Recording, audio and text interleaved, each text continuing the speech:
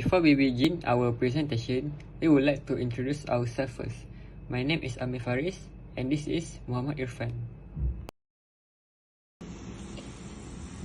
Have you ever wondered how Malaysia maintains peace and justice in a country filled with diverse cultures, religions and traditions? In this animated presentation slide, we'll explore how the Malaysian legal system works, from the way laws are created and enforced to the roles of the courts and governments in hak justice. We also look at how the separation of powers in our legal system ensure fairness and equality for all citizens. Let's begin by understanding the law, foundation of Malaysia's law, and how it shapes our society today. So, before we delve into more on the Malaysian legal system, we must begin with several important legal terms that we must know. First is law. Law means rules that are meant to control behavior in society. Crime. A crime is an act that violates those rules. A defendant. A defendant or accused is the person charged with committing the offense. Verdict. The verdict is the judge or jury's final decision, and the sentence is the punishment that follows a guilty verdict. If a party is not satisfied, they may file an appeal to ask a higher court to review the case. In Malaysia, the government and the legal system work hand in hand to maintain justice. The prosecution represents the government in criminal cases, ensuring offenders brought to justice. The judiciary interprets and applies the law, while verdicts, sentences, and appeals ensure fairness is achieved throughout the process. So the next one is classification of law. The Malaysian legal system is divided into several categories. The first one is public law, which governs the relationship between individual and the state. For example, constitutional or criminal law. The next one is private law, which deals with disputes between individuals such as property or contract issues.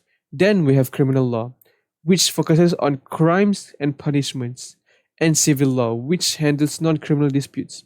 And finally, substantive law, which defines people's rights and duties, while procedural law explains how trials and enforcement are carried out.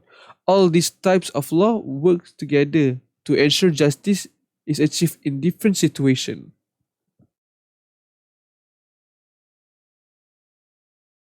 So, source of Malaysian law. Our laws come from two main sources, which is written and unwritten law. The written laws include the Federal Constitution, which is the highest law in Malaysia.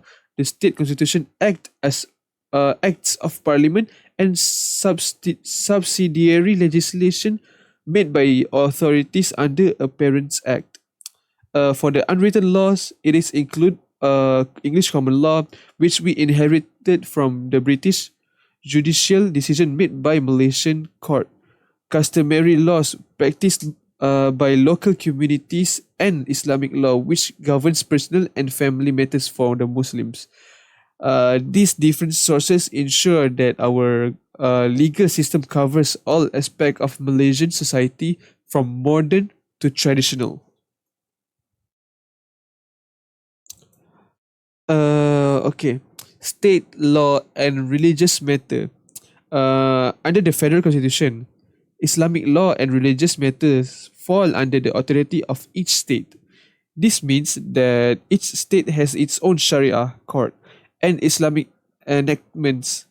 These laws apply only to Muslims, especially in matters such as marriage, divorce, and inheritance.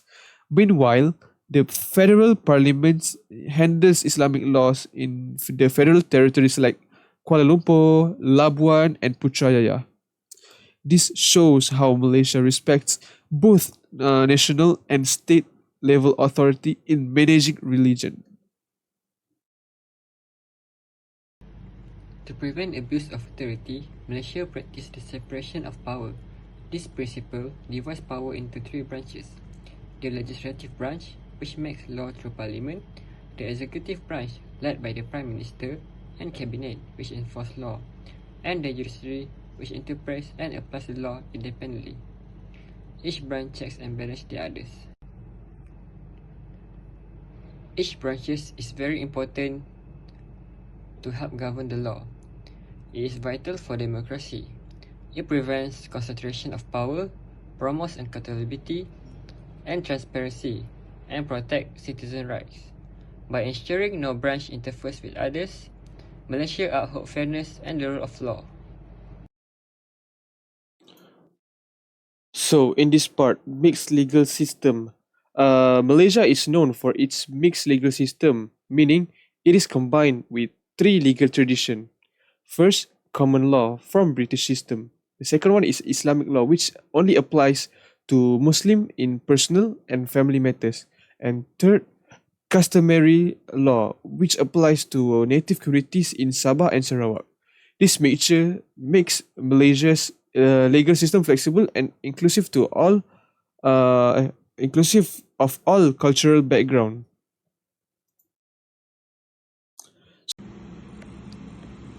The Yang di-Pertuan Agong serves as Malaysia's head of state, while the Prime Minister leads the government and assisted by the Cabinet in managing ministries. All government actions must comply with the Federal Constitution, which remains the supreme law of the nation. Malaysia court system has several levels. At the base is a magistrate court handling minor case, followed by the session court for moderate offence. Above them is the High Court, which deals with serious criminal and civil matter.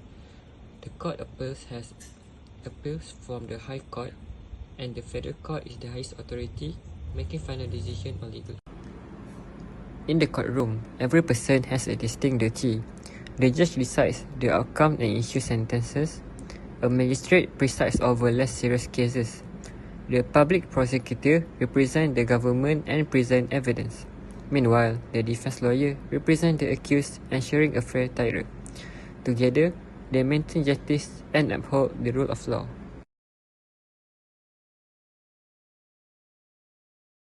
For criminal law, they are divided into two main types, which is offense against person and offenses against property. For against person included murder, assault, rape, kidnapping, and wrongful restraint. For the against property is included with theft, CBT, and extortion.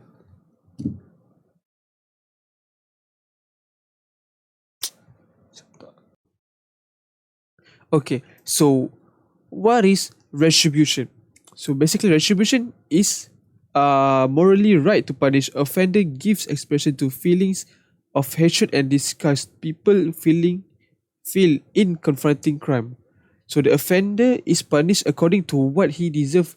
First, measure amount of harm done by his crime, then extent of the blame of his blame for the crime. So the aim is to retaliate against offender for his act.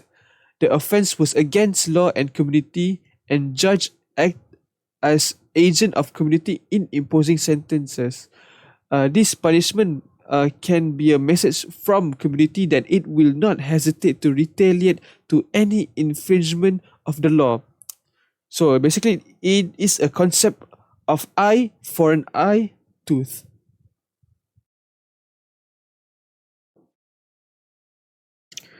So, the next one is deterrence. Deterrence is dissuading offender from committing future crime and potential offenders from imitating offenders' crime. A mean of prevention. It is important in controlling crime.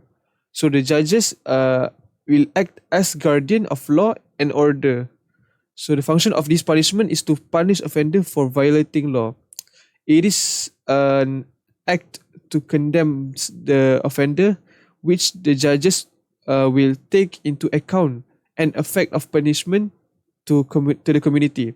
So there are two types of deterrence, which is specific deterrence, which is punish offenders so that he will repent or will not commit the offense again, and general deterrence, which is deter future offender from committing same crime.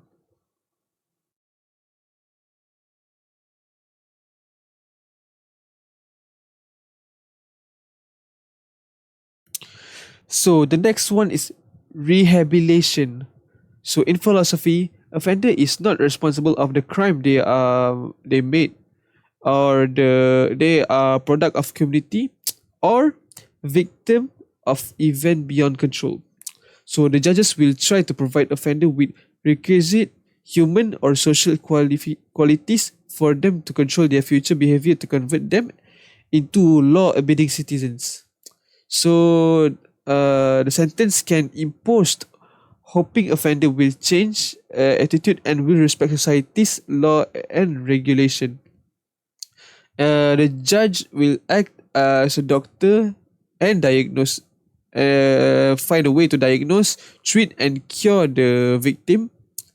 This rehab we can approach, also known as medical model, and the approach offender as needing a legal treatment will need to examine his family background, medical history, work record, previous encounter with law, present in the situation, or etc.